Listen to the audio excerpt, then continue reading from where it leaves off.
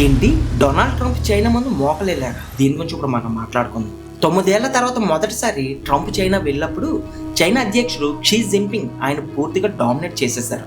వీళ్ళిద్దరూ shake hand ఇచ్చుకుంటున్న ఫోటోలు చూస్తే అంతా నార్మల్గా ఉన్నట్లే మనకు అనిపిస్తుంది. కానీ నిజానికి ఒక బాక్సింగ్ మ్యాచ్కి ముందు ఇద్దరు శక్తులు ఎలా అయితే చేతులు కలుపుకుంటారో సేమ్ సరిగ్గా ఇది కూడా అలాంటిదే. చైనా అయితే ట్రంప్ ముఖం మీదే అమెరికా ఒక పడిపోతున్న శక్తి అని చెప్పి అవమానించింది. ట్రంప్ కూడా దాన్ని చాలా సైలెంట్గా భరించవలసి వచ్చింది. అసలు ట్రంప్ షీ జిన్పింగ్ల మీటింగ్లో ఏం జరిగింది? దీని నుండి ఇండియా ఏం నేర్చుకోవాలి? ఎందుకంటే గత ఏడాది కాలంగా ట్రంప్ కూడా మన ఇండియాను డామినేట్ చేయడానికి ట్రై చేస్తూనే ఉన్నారు. ఒకవేళ చైనా ఈ డామినేషన్ ఎదిరించి ఎదురు దెబ్బ కొట్టగలిగితే మన ఇండియా ఎందుకు కొట్టలేదు? అందుకే ఈ విషయాన్ని మనం కొంచెం లోతుగా అర్థం చేసుకోవడం చాలా ముఖ్యం. భారతదేశం రాబోయే కొన్ని సంవత్సరాల పాటు తీవ్రమైన అనిశ్చితను ఎదుర్కోవాల్సి రావచ్చు.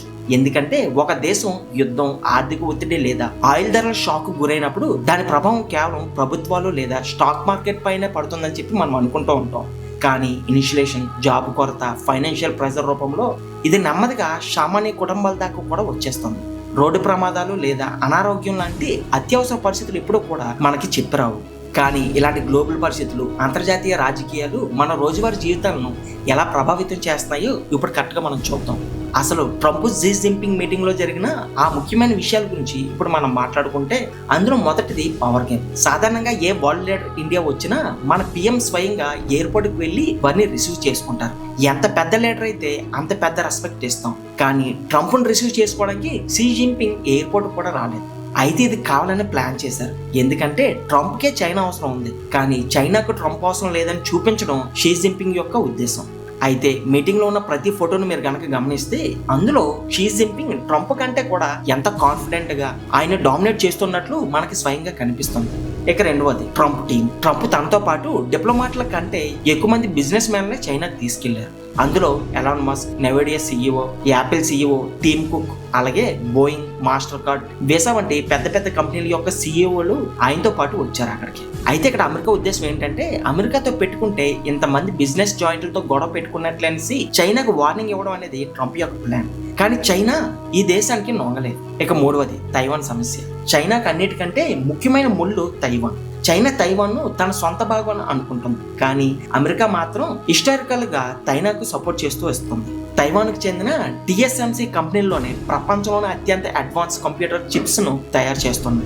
1949లో విడిపోయిన తైవాన్ను మళ్ళీ చైనాలో కలిపేసి అఖండ చైనా సృష్టించాలనేది షీ జిన్పింగ్ యొక్క master plan. Close door meeting లో చైనా అమెరికాను గట్టిగా హెచ్చరించింది, తైవాన్ విషయంలో జోక్యం చేసుకుంటే పాతకాలానికి మీరు పడిపోతారు అని. అయితే దీనిపై మీడియా ప్రశ్నించగా ట్రంప్ దానికి సమాధానం చెప్పకుండా దాన్ని దాటవేశారు. ఇక నాలుగోది చైనా వేసిన ప్లాన్. అమెరికా ఎప్పుడైతే చైనా ప్రొడక్షన్లపై టారిఫ్స్ విధించిందో వెంటనే చైనా రివర్స్ గేర్ వేసింది. అమెరికా నుండి సోయాబీన్స్ కొనడం పూర్తిగా ఆపేసింది. అయితే ఇది వినడానికి చిన్న విషయంలో అనిపించవచ్చు, కానీ అమెరికా రైతులు మొత్తం సోయాబీన్స్ ఎగుమతులపైన బ్రతుకుతారు. కనుక చైనా కొనకపోతే వాళ్ళ బిజినెస్ అంతా కూడా బంద్ అవుతుంది. దాంతో ట్రంప్ వాటర్లపై ప్రెషర్ పెరుగుతుంది. ఇప్పుడు ఈ మీటింగ్ తర్వాత చైనా మళ్ళీ సోయాబీన్స్ కొనడం స్టార్ట్ చేస్తుంది. అలాగే బోయింగ్ నుండి 200 జెట్స్ విమానాలు కొంటుంది. ప్రస్తుతం ఇరాన్ యుద్ధం వల్ల అమెరికాలో ఫుడ్ ప్రైజెస్, ఎలక్ట్రానిక్స్ ధరలు ఇండియా కంటే కూడా చాలా దారుణంగా పెరిగిపోయాయి. అంటే కరెక్ట్గా చెప్పాలంటే ప్లే స్టేషన్ కొరత కూడా అక్కడ వచ్చేసింది. ఎందుకంటే ట్రంప్ తీసుకున్న ప్రతి నిర్ణయం కూడా ఫెయిల్ అవుతూ ఉండడంతో రాబోయే ఎలక్షన్లో ట్రంప్ గెలవడానికి ఆయనకు చైనా హెల్ప్ ఖచ్చితంగా అవసరమైంది. ఇక ఐదవది world war 3 warning. Xi Jinping ట్రంప్తో మనం పార్ట్నర్షిప్ లాగా ఉండాలి కానీ శత్రువులా కాదు అని చెప్పి అన్నారు. కానీ ప్రపంచంలో ఉన్న రిసోర్సెస్ అనేవి చాలా లిమిటెడ్గా ఉన్నాయి. ఒకప్పుడు అమెరికా, రష్యాల మధ్య కోల్డ్ వార్ జరగడానికి కారణం కూడా ఇదే. అయితే ఇప్పుడు రష్యా ప్లేస్ను చైనా రీప్లేస్ చేసేసింది. ఈ మీటింగ్లో షీ జిన్పింగ్ ఒక పవర్ఫుల్ పదాన్ని వాడారు, అదే తుసిడైట్స్ ట్రాప్. అంటే ఇకపై రష్యాను మీ శత్రువు అనుకోవడం బంద్ చేయండి. మీ అసలైన శత్రువులు ఎవరు అంటే ప్రస్తుతానికి మేము మీ మీదకే వస్తున్నాం అని అమెరికాకు ఇచ్చిన వార్నింగ్ ఇది. అసలు ఇంతకీ ఏంటి ఈ తుసిడైట్ ట్రాప్ అంటే? చరిత్రలో స్పార్ట్ అనేది అమెరికా లాంటి ఒక సూపర్ పవర్, అథెన్స్ అనేది చైనా లాంటి ఒక రైజింగ్ పవర్. వీరిద్దరి మధ్య జరిగిన 27 ఏళ్ల యుద్ధంలో గెలిచిందెవరో ఓడిందెవరో కూడా ఎవరికి తెలియదు. కానీ మొత్తం గ్రీస్ దేశం నాశనం అయిపోయింది. ఇప్పుడు చైనా, అమెరికా మధ్య కూడా అలాంటిదే ఎకనామిక్ వార్ నడుస్తుంది. కానీ ఈ రోజు రెండు దేశాల దగ్గర కూడా న్యూక్లియర్ పవర్స్ ఉన్నాయి. అయితే ఈ గొడవ కనుక సర్దుమనకపోతే రాబోయే రోజుల్లో ప్రపంచం 2 ముక్కలైపోతుంది. అందులో ఒకటి చైనా సప్లయర్, రెండోది చైనా హ్యాటర్. మరి ఇలాంటి సిచ్యువేషన్లో ఇండియా వైపు ఏముండాలో ఒకసారి మీరే కామెంట్ చేయండి. అమెరికా ఒక సూపర్ పవర్ అయితే చైనాని ఎలాగైనా అడ్డుకోవాలి కదా, మరి అలాంటప్పుడు అమెరికా స్ట్రాటజీ ఏంటి? అదేంటంటే చైనా గ్రోత్ను ఆపాలంటే దానికి అవసరమైన ఎనర్జీ సోర్సెస్ని దెబ్బతీయాలి. అందుకే గత ఏడాది వెనిజులాపై అటాక్ చేసి అక్కడ ఆయిల్ను అమెరికానే అమ్ముతుందని చెప్పి ట్రంప్ అనౌన్స్మెంట్ చేశారు. అలాగే ఇరాన్ దెబ్బతీయడానికి గత 2 నెలలుగా అటాక్స్ చేస్తున్నారు. కానీ ట్రంప్ చైనాను, ఇరాన్ చాలా తక్కువగా అంచనా వేశారు. చైనా తన మ్యానుఫ్యాక్చరింగ్ ఇండస్ట్రీస్ మొత్తాన్ని చౌకగా వచ్చే ఇరాన్ ఆయిల్తోనే పూర్తిగా డెవలప్ చేస్తుంది. అయితే మరి ఇరాన్పై అన్ని ఆంక్షలు ఉన్నా కూడా చైనా ఆయిల్ని ఎలా కొంటుంది? అయితే కరెక్ట్గా ఇక్కడే టీపాట్ రిఫైనరీస్ అనే ఒక ఇంట్రెస్టింగ్ కాన్సెప్ట్ ఉంది. చైనాలో ప్రభుత్వం రిఫైనరీస్ తో పాటు చిన్న చిన్న ప్రైవేట్ రిఫైనరీస్ కూడా ఉన్నాయి.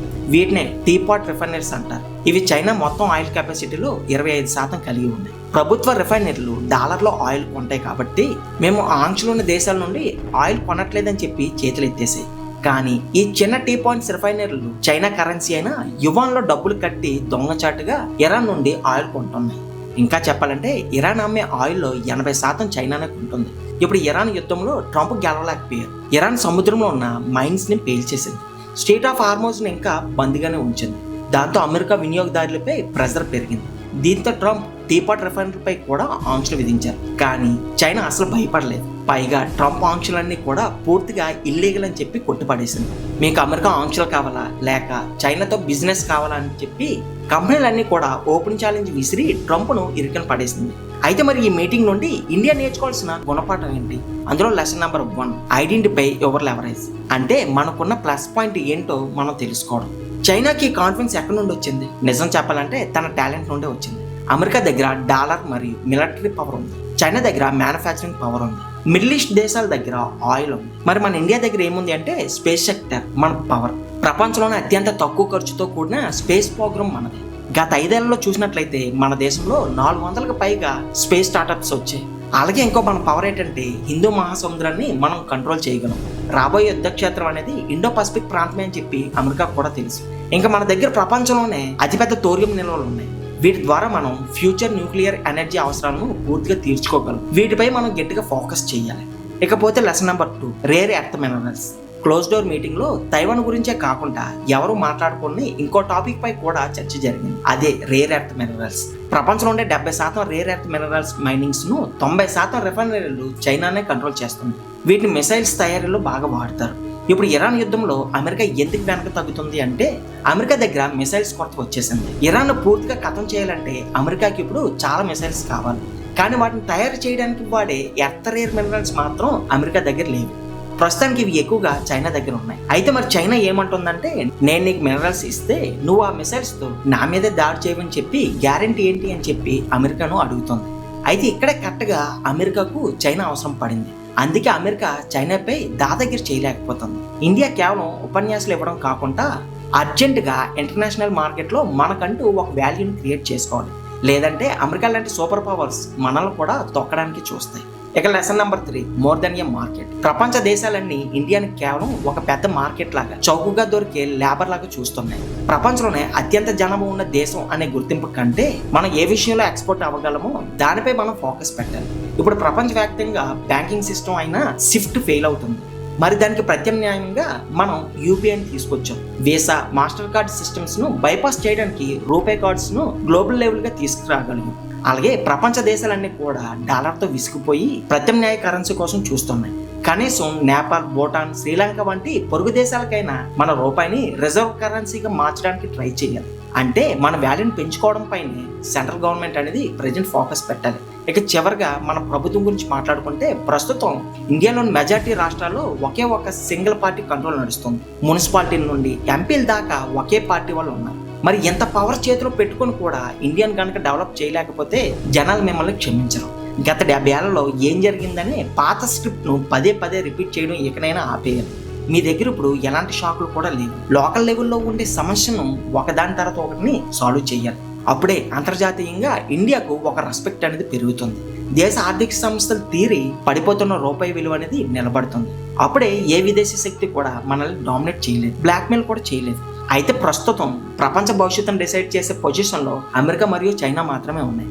కానీ నిజం చెప్పాలంటే ఈ 2 దేశాలతోనూ ప్రస్తుతం ఇండియాకి అంత గొప్ప రిలేషన్స్ అయితే లేవు. కనుక ఈ 2 దేశాలు ఏదో ఒక సమయంలో మనకి ద్రోహం చేసే అవకాశం ఉంది. అందుకే మనం చాలా జాగ్రత్తగా ఉండాలి. లేదంటే భవిష్యత్తులో ఖచ్చితంగా ఈ 2 దేశాల్లో ఎవరో ఒకరు మనల్ని డామినేట్ చేస్తారు.